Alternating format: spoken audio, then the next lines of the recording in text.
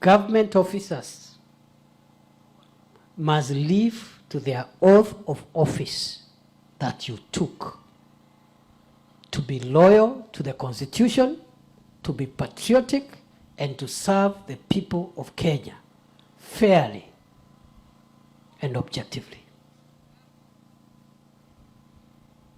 And I have said, we are not going to transfer officers anymore. You mess up your work, unakanyanga nyumbani. Sisi kama tunaelewana. Mwisho, sasa niongee na wananchi. Wananchi pia, ningetaka pia tuwe watu wa kufuata sheria ya nchi yetu na katiba yetu. Wakati kuna shida, nimeona sehemu zingine, sio hapa, wananchi wanapatwa na ghadhabu. Kama kuna ofisa amefanya makosa, awe ni OCS ama awe ni ofisa mwingine, alafu tunachukua sheria mikononi mwetu, tunaanza kuvuruga amani, tunafuga mabarabara ambayo ni uchukuzi wa umma, watu ambao hawana hatia na hawajui nini imefanyika, mnawafungia barabara, mnatupa mawe, wengine hata wanaharibu maduka ya watu ambao hawana hatia. Hii Kenya, tukiendelea hivi tutaharibu nchi yetu. Wewe mwananchi ukiwa na malalamiko, ilete kwa serikali, tutashughulikia, kwa sababu tuko hapa kusuluhikia shida zenu. Lakini sasa tukianza kuchukua sheria mikononi mwetu, tutaharibu nchi yetu. Nilikuwa kule Sibania kule Migori, sababu wananchi pale walikuwa wameingia kwa police station.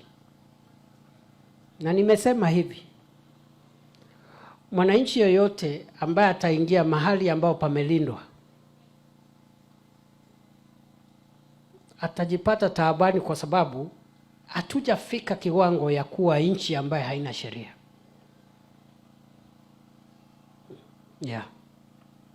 Wale wako na malalamiko, leteni malalamiko, ishughulikiwe. Mambo ingine inaendaga kotini, mambo ingine lakini kuchochea hamaki, vita, uchochezi hatutakubali. Na hawa wenzangu viongozi hapa ambao ni viongozi wa siasa, nimeona vile vile mtindo katika taifa letu. Viongozi wanachochea vijana, wanawapatia pesa, na unajua vijana wetu wengi hawana kazi.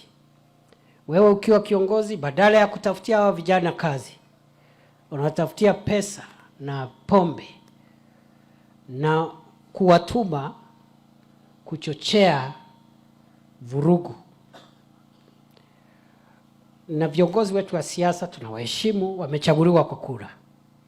Lakini pia wale, kama umechaguliwa na kura, bado wewe uko chini ya katiba na sheria ya Kenya. Wanasiasa wote kutoka hawa tuko nao hapa wadogo mpaka wale wakubwa wako Nairobi, wale wakubwa sana wa Kenya nzima, lazima tufuate sheria. Wale watu wako upinzani, kama wako na shida, waende kule bunge, wakafanya mijadala bunge, kura ipigwe. Wale watashinda, sawa, wale watashindwa, wangojee siku nyingine. Kama utosheki na mambo ya bunge, kuna mahakama zetu, hakuna kura inapigwa mahakamani, unaenda mahakamani, mnafanya kesi huko. Lakini kuchochea wananchi ati waende kwa barabara kufunga barabara, kuvunja duka, kuua watu, ati kwa sababu umekasirika na mambo ya siasa, hatutakubali. Hata ukiwa mwanasiasa wa upande wa serikali, hauna ruhusa kuchochea mwananchi. Na ule mwanasiasa atachochea wananchi kufanya vurugu, atapatana na mkono wa sheria. Pale Kericho kuna wengine walikuwa wanavamia mashamba ya majani chai kwa sababu wako na historical injustices, and some of those, not some, those concerns look genuine.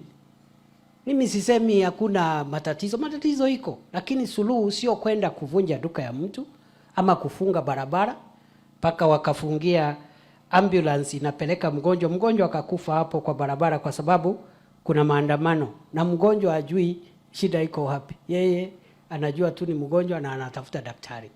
Kwa hivyo hapa Witu, hii Lamu, kwa sababu nimekuja hapa na nimesema nitaendelea kukuja hapa, hii shida tuko nazo zote tutatatua. Hakuna shida ambayo haina dawa, kwa sababu wahenga walisema panapo nia pana njia. We will get to the root of all the issues and we will not leave any community behind.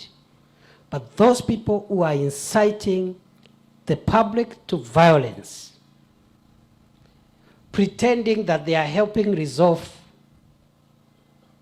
historical injustices, I want to put you on notice. Those who are inciting the public to violence, using social media, using other forms of media, including vernacular radio stations, everybody must know that incitement to violence is a crime and desist from it. And we will not spare anybody. Hata kama wewe ni nani, hata kama uko mrengo huu wa siasa ama mrengo huu. Hiyo shida nimesema hapo Kericho ilikuwa watu ya chama ya rais, viongozi ambao wamechaguliwa na chama ya rais, lakini wameandikisha statement na ushahidi ukitosha tutapeleka mahakamani. Wale wengine wa mrengo ule wengine pia wakifanya makosa tunapeleka mahakamani, ili tutengeneze nchi ambaye ni nchi ya sheria. Mimi nataka niwahakikishie hivi ndugu zanguni, mimi sina kazi mbili taifa hili, niko na kazi tu moja: kupambana na wahalifu na kutengeneza amani na udhabiti wa nchi wa kudumu.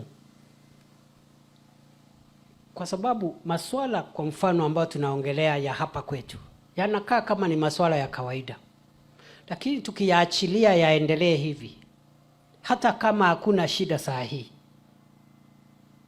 hakuna mtu anajua, labda siku za usoni ili shida itaenda izae shida kubwa sana huko, na hatungetaka tufike hapo. Kwa hivyo mimi nataka niwahakikishie nitarudi tena mara mingi, tafanya kazi na viongozi wenu, nitafanya kazi na nyinyi na officers wetu. You have my support. Na wananchi, serikali inajaribu ile iwezavyo kufufua uchumi wetu, kuhakikisha hii shida ya gharama ya maisha, shida ambazo ni za kiuchumi tumepunguza, vijana wetu wamepata ajira, tunamaliza tisho la ugaidi, ili tutengeneze nchi nzuri. Kwa hivyo mimi nimefurahi kufika hapa, na mimi najua ya kwamba wakati Mheshimiwa Rais atakuja hapa siku ingine, atakuta tumepiga hatua mingi mbele kwa hii mambo, na masuala ambayo yako hapa tutatatua hili. Siku ile Mheshimiwa Rais atakuja kuomba kura hapa mwaka wa kura, tutakuwa na mambo ambayo tumesaidia hapa ya maendeleo, ya usalama, ya mashule, ya miundo msingi, ya uchumi, ili iwe ni rahisi yeye hata kupata kura zaidi ya zile alipata siku ile ingine.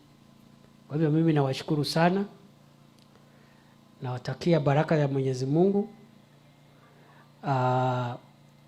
Hii ilikuwa